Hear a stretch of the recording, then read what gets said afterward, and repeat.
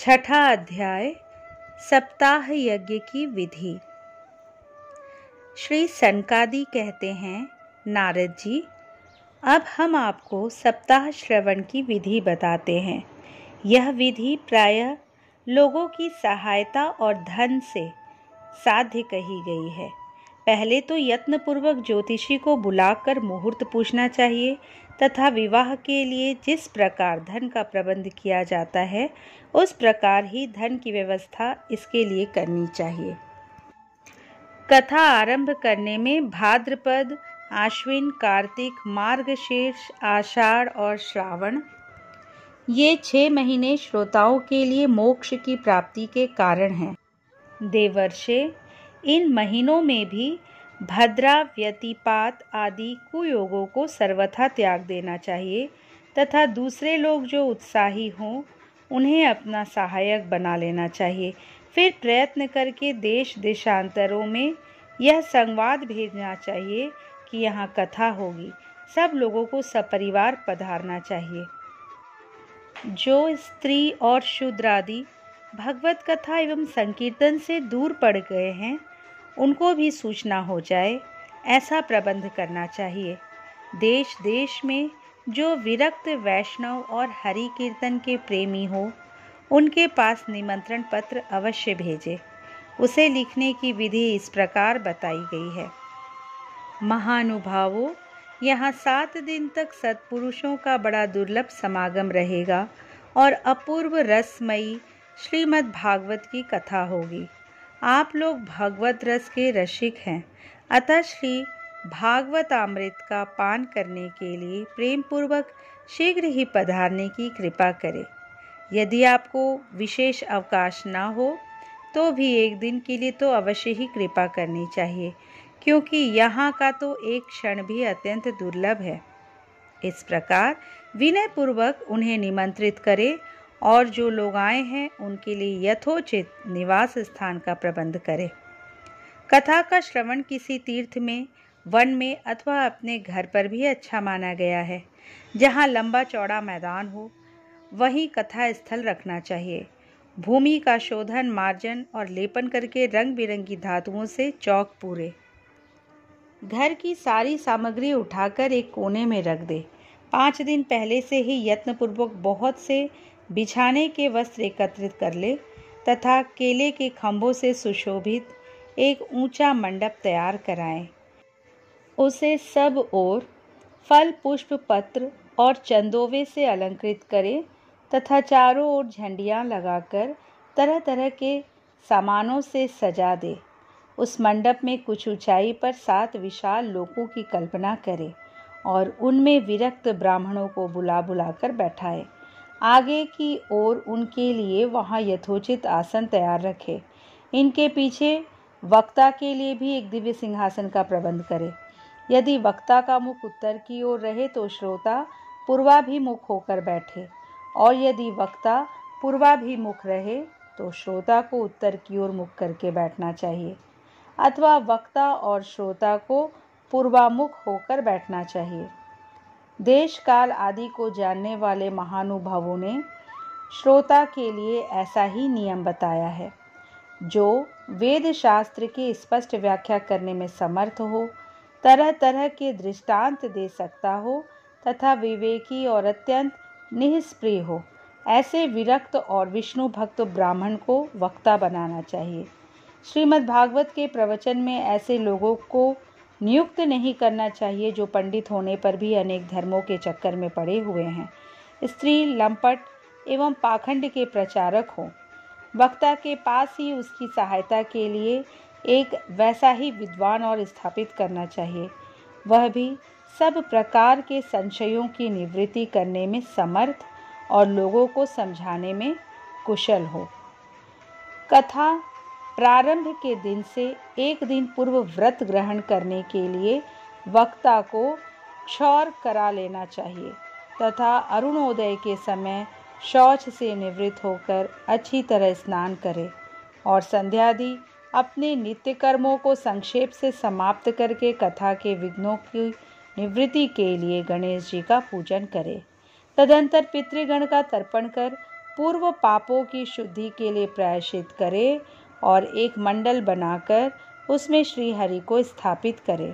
फिर भगवान श्री कृष्ण को लक्ष्य करके मंत्रोच्चारण पूर्वक क्रमशः षोडशोपचार विधि से पूजन करे और उसके पश्चात प्रदक्षिणा तथा नमस्कार आदि कर इस प्रकार स्तुति करे। करुणा निधान, मैं संसार सागर में डूबा हुआ और बड़ा दीन हूँ। कर्मों के मोह रूपी ग्राह ने मुझे पकड़ रखा है। आप इस संसार सागर से मेरा उद्धार कीजिए। इसके पश्चात धूप दीप आदि सामग्रियों से श्रीमद् भागवत की भी बड़े उत्साह और प्रीतिपूर्वक विधि विधान से पूजा करें। फिर पुस्तक के आगे नारियल रखकर नमस्कार करें और प्रसन्न चित्त से इस प्रकार स्तुति करें। श्रीमद् भागवत के रूप में आप साक्षात श्री कृष्णचंद्र ही विराजमान हैं। नाथ, मैंने भवसागर से छुटकारा पाने के लिए आपकी शरण ली है। मेरा यह मनोरथ आप बिना किसी विघ्न बाधा के सांगोपांग पूरा करें। केशव, मैं आपका दास हूँ। इस प्रकार दीन वचन कहकर फिर वक्ता का पूजन करे, उसे सुंदर वस्त्राभूषणों से विभूषित करे और फिर पूजा के पश्चात उसकी इस प्रकार स्तुति करे। शुक स्वरूप भगवन, आप समझाने की कला में कुशल और सब शास्त्रों में पारंगत है। कृपया इस कथा को प्रकाशित करके मेरा ज्ञान दूर करें। फिर अपने कल्याण के लिए प्रसन्नतापूर्वक उसके सामने नियम ग्रहण करें और 7 दिनों तक यथाशक्ति उसका पालन करें। कथा में विघ्न न हो इसके लिए 5 ब्राह्मणों को और वरण करें। वे 12 अक्षर मंत्र द्वारा भगवान के नामों का जप करें। फिर ब्राह्मण अन्य विष्णु भक्त एवं कीर्तन करने वाले को नमस्कार करके उनकी पूजा करें और उनकी आज्ञा पाकर स्वयं भी आसन पर बैठ जाएं। जो पुरुष लोक संपत्ति, धन, घर और पुत्र आदि की चिंता छोड़कर शुद्ध चित्त से केवल कथा में ही ध्यान रखता है, उसे इसके श्रवण का उत्तम फल मिलता है। बुद्धिमान वक्ता को चाहिए कि सूर्योदय से कथा प्रारंभ करके 3:30 पहर तक मध्यम स्वर से अच्छी तरह कथा बाजे। दोपहर के समय 2 घड़ी तक कथा बंद रखे। उस समय कथा के प्रसंग के अनुसार वैष्णवों को भगवान के गुणों का कीर्तन करना चाहिए। व्यर्थ बातें नहीं करनी चाहिए। कथा के समय मल मूत्र के वेग को काबू में रखने के लिए अल्पाहार सुखकारी होता है। इसलिए श्रोता केवल एक ही समय हविष्यान्न भोजन करे। यदि शक्ति हो तो 7 दिन निराहार रहकर कथा सुने अथवा केवल घी या दूध पीकर सुखपूर्वक श्रवण करे अथवा फलाहार या एक समय ही भोजन करे। जिससे जैसा नियम सुभीते से सध सके उसी को कथा श्रवण के लिए ग्रहण करे। मैं तो उपवास की अपेक्षा भोजन करना अच्छा समझता हूँ, यदि वह कथा श्रवण में सहायक हो। यदि उपवास से श्रवण में बाधा पहुँचती हो तो वह किसी काम का नहीं। नारद जी, नियम से सप्ताह सुनने वाले पुरुषों के नियम सुनिए। विष्णु भक्त की दीक्षा से रहित पुरुष कथा श्रवण का अधिकारी नहीं है। जो पुरुष नियम से कथा सुने उसे ब्रह्मचर्य से रहना, भूमि पर सोना, नित्य प्रति कथा समाप्त होने पर पत्तल में भोजन करना चाहिए। दाल, मधु, तेल, गरिष्ठ अन्न, भाव दूषित पदार्थ और बासी अन्न, इनका उसे सर्वथा ही त्याग करना चाहिए। काम, क्रोध, मद, मान, मत्सर, लोभ, दंभ, मोह और द्वेष को तो अपने पास भी नहीं फटकने देना चाहिए। वह वेद, वैष्णव, ब्राह्मण, गुरु, गोसेवक तथा स्त्री, राजा और महापुरुषों की निंदा से भी बचे। नियम से कथा सुनने वाले पुरुष को रजस्वला स्त्री, अंत्यज, मलेच्छ, पतित, गायत्रीहीन द्विज, ब्राह्मणों से द्वेष करने वाले तथा वेद को न मानने वाले पुरुषों से बात नहीं करनी चाहिए। सर्वदा सत्य, शौच, दया, मौन, सरलता, विनय और उदारता का बर्ताव करना चाहिए। धनहीन, क्षय रोगी, किसी अन्य रोग से पीड़ित, भाग्यहीन, पापी, पुत्रहीन और मुमुक्षु भी यह कथा श्रवण करे। जिस स्त्री का रजो दर्शन रुक गया हो, जिसके एक ही संतान होकर रह गई हो, जो बांझ हो, जिसकी संतान होकर मर जाती हो अथवा जिसका गर्भ गिर जाता हो, वह यत्न पूर्वक इस कथा को सुने। ये सब यदि विधिवत कथा सुने तो इन्हें अक्षय फल की प्राप्ति हो सकती है। यह अत्युत्तम दिव्य कथा करोड़ों यज्ञों का फल देने वाली है। इस प्रकार इस व्रत की विधियों का पालन करके फिर उद्यापन करें। जिन्हें इसके विशेष फल की इच्छा हो, वे जन्माष्टमी व्रत के समान ही इस कथा व्रत का उद्यापन करें। किंतु जो भगवान के अकिंचन भक्त हैं, उनके लिए उद्यापन का कोई आग्रह नहीं है। वे श्रवण से ही पवित्र हैं, क्योंकि वे तो निष्काम भगवत भक्त हैं। इस प्रकार जब सप्ताह यज्ञ समाप्त हो जाए, तब श्रोताओं को अत्यंत भक्ति पूर्वक पुस्तक और वक्ता की पूजा करनी चाहिए। फिर वक्ता श्रोताओं को प्रसाद, तुलसी और प्रसादी मालाएं दे तथा सब लोग मृदंग और झांझ की मनोहर ध्वनि से सुंदर कीर्तन करे, जय जयकार, नमस्कार और शंख ध्वनि का घोष कराए तथा ब्राह्मण और याचकों को धन और अन्न दे। श्रोता विरक्त हो तो कर्म की शांति के लिए दूसरे दिन गीता पाठ करे। गृहस्थ हो तो हवन करे। उस हवन में दशम स्कंद का एक एक श्लोक पढ़कर विधि पूर्वक खीर, मधु, घृत, तिल और अन्न आदि सामग्रियों से आहुति दे अथवा एकाग्रचित से गायत्री मंत्र द्वारा हवन करे, क्योंकि तत्वतः यह महापुराण गायत्री स्वरूप ही है। होम करने की शक्ति न हो तो उसका फल प्राप्त करने के लिए ब्राह्मणों को हवन सामग्री दान करे तथा नाना प्रकार की त्रुटियों को दूर करने के लिए और विधि में फिर जो न्यूनाधिकता रह गई हो, उसके दोषों की शांति के लिए विष्णु सहस्त्र नाम का पाठ करे। उससे सभी कर्म सफल हो जाते हैं, क्योंकि कोई भी कर्म इससे बढ़कर नहीं है। फिर 12 ब्राह्मणों को खीर और मधु आदि उत्तम उत्तम पदार्थ खिलाए तथा व्रत की पूर्ति के लिए गौ और सुवर्ण दान करे।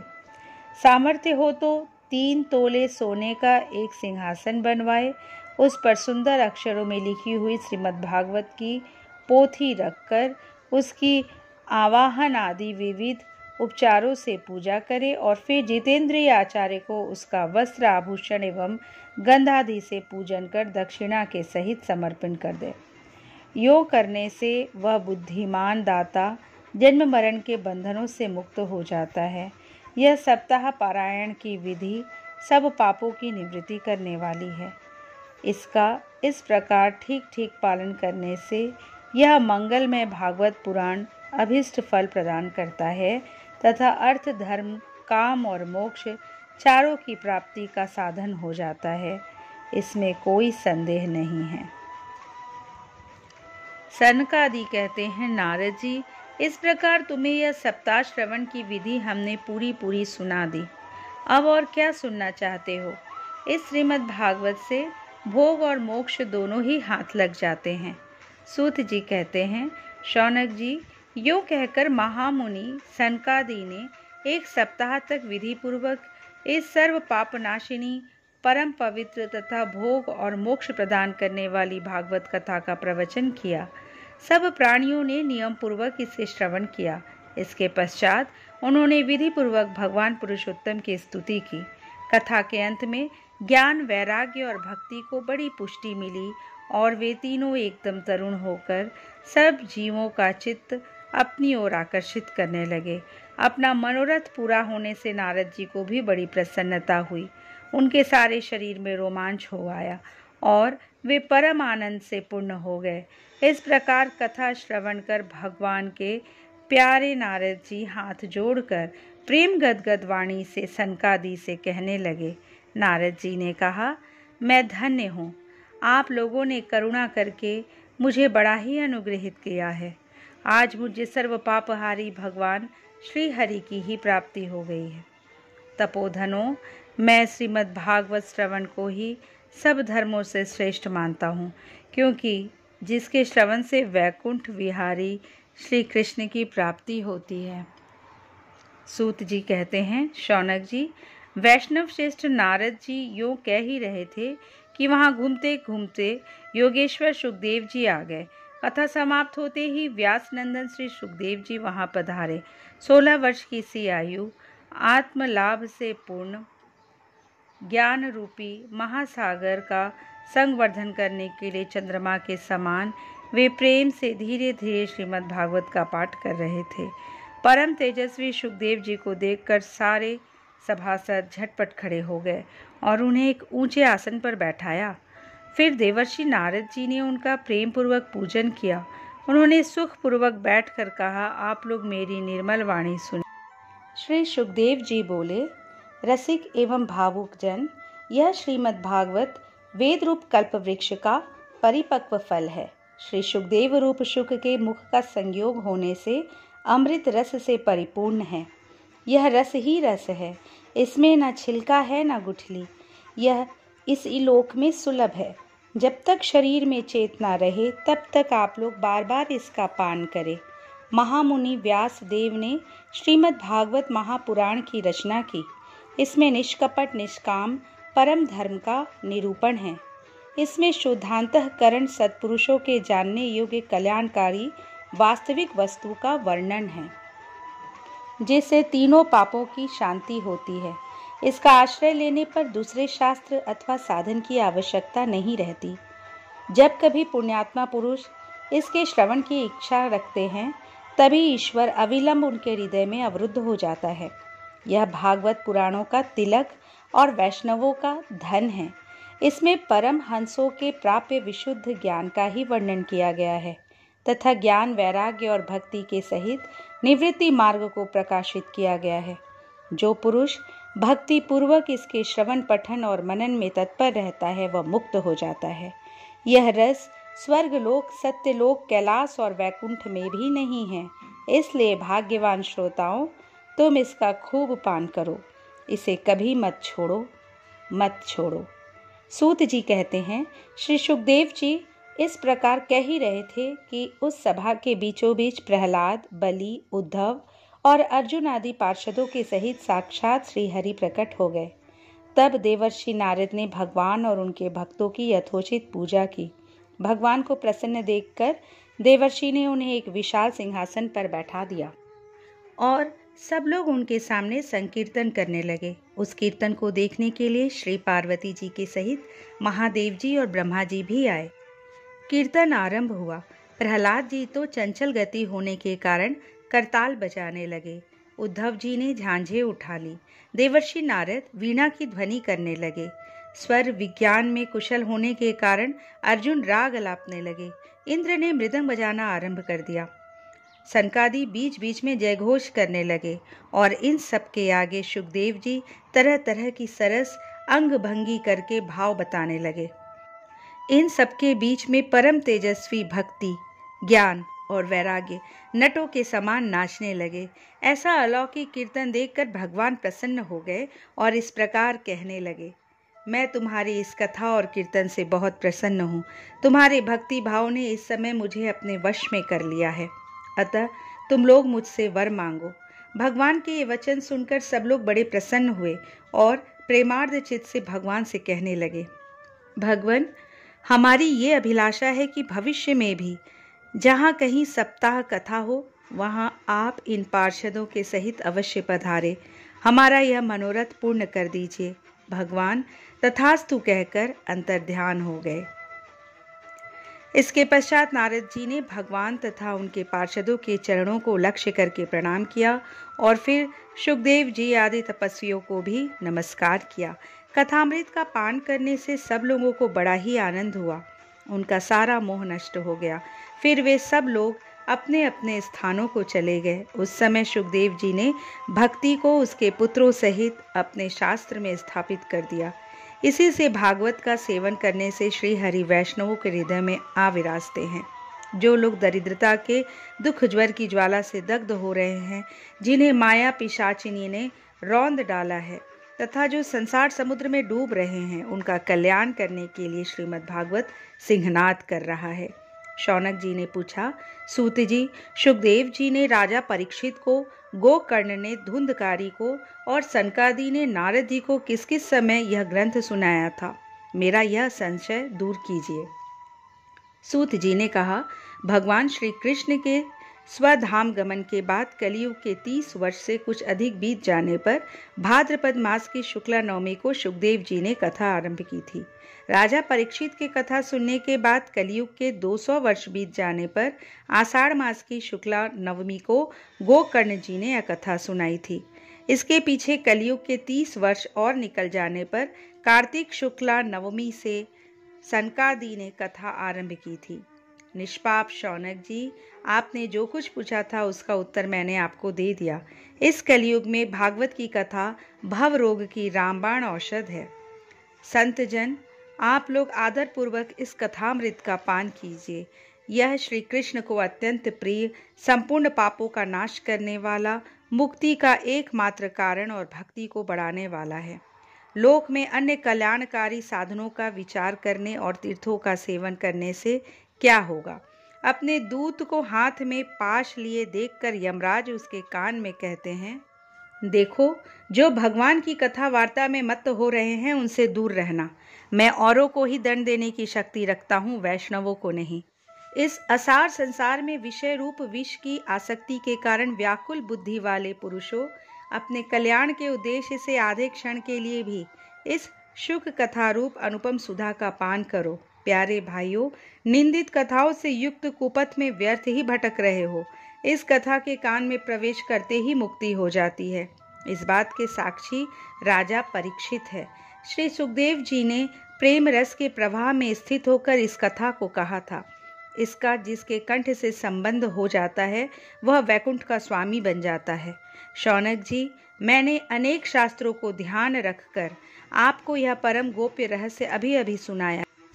सब शास्त्रों के सिद्धांतों का यही निचोड़ है। संसार में इस शुक शास्त्र से अधिक पवित्र और कोई वस्तु नहीं है। अतः आप लोग परमानंद की प्राप्ति के लिए इस 12 स्कंद रूप रस का पान करें। जो पुरुष नियम पूर्वक इस कथा का भक्ति भाव से श्रवण करता है और जो शुद्धांतःकरण भगवत भक्तों के सामने इसे सुनाता है, वे दोनों ही विधि का पूरा पालन करने के कारण इसका यथार्थ फल पाते हैं। उनके लिए त्रिलोकी में कुछ भी असाध्य नहीं रह जाता। इति श्री पद्म पुराणे उत्तरखंडे श्रीमद् भागवत महात्म्ये श्रवण विधि कथनं नाम 6ठो अध्याय समाप्तमिदं श्रीमद् भागवत महात्म्यम। हरि ओम तत्सत। श्री कृष्णार्पणमस्तु। दोस्तों, यदि ये वीडियो आपको अच्छी लगी हो तो प्लीज़ इसे लाइक कीजिए, शेयर कीजिए। इस चैनल को अगर अब तक सब्सक्राइब नहीं किए तो प्लीज़ सब्सक्राइब कर लीजिए। कल श्रीमद् भागवत महापुराण के प्रथम स्कंद के प्रथम अध्याय के साथ आपसे मिलती हूँ। जय श्री कृष्ण।